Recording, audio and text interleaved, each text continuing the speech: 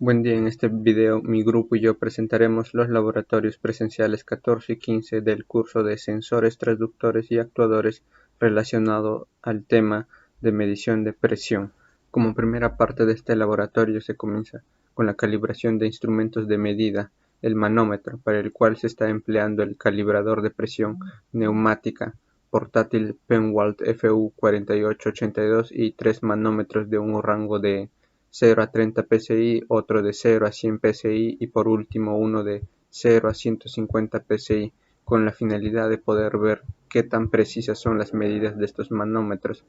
con respecto al calibrador Penwalt, para lo cual se hace un circuito neumático sencillo donde se conecta el manómetro a la compuerta de salida P2 del calibrador y la fuente de presión a la compuerta Air Supply del calibrador. A partir de ahí se empezó a regular la presión con un aumento de 0, 3, 6 y así sucesivamente para verificar la medida de los manómetros.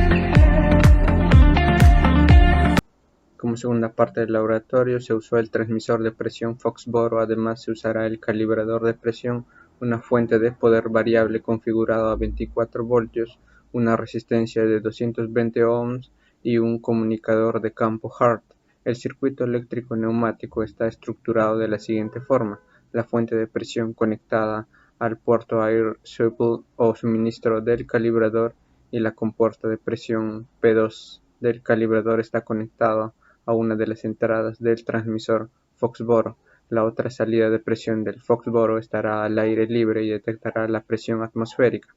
Por otro lado, el circuito eléctrico, la salida negativa del Foxboro a la salida negativa de la fuente y la positiva estará unida por medio de la resistencia a la positiva de la fuente.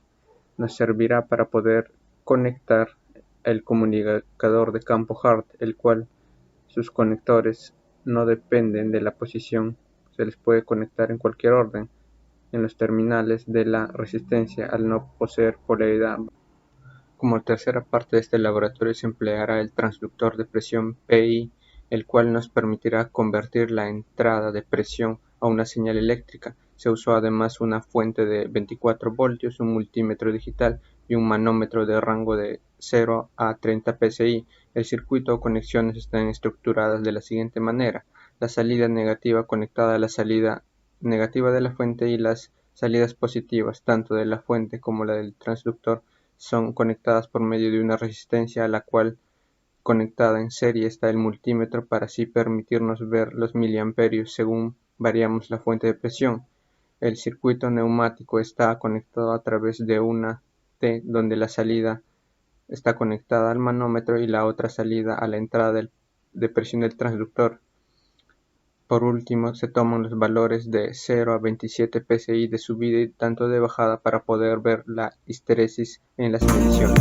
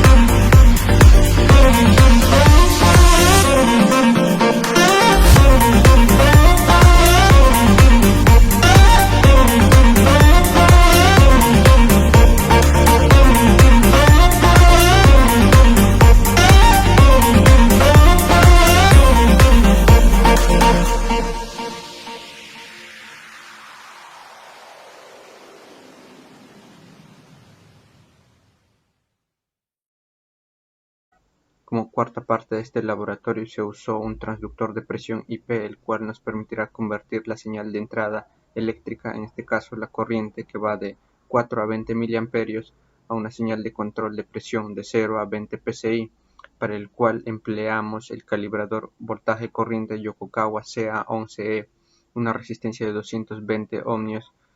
un manómetro de rango de 0 a 30 psi para mayor precisión en nuestras mediciones. Las conexiones están estructuradas de la siguiente forma: la salida del transductor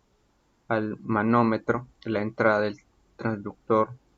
a la fuente de 0 a 20 psi, las conexiones eléctricas del transductor negativo al polo negativo del calibrador Yokogawa, y las conexiones positivas están unidas por la resistencia para así proteger el circuito interior del transductor.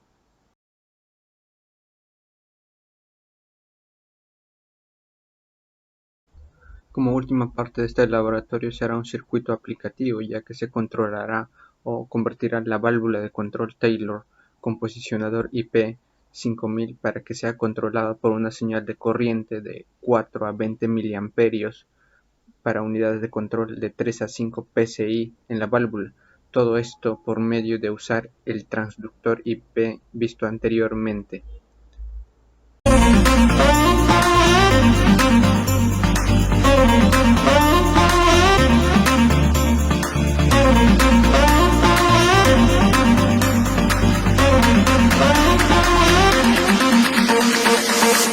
Do you wanna dance?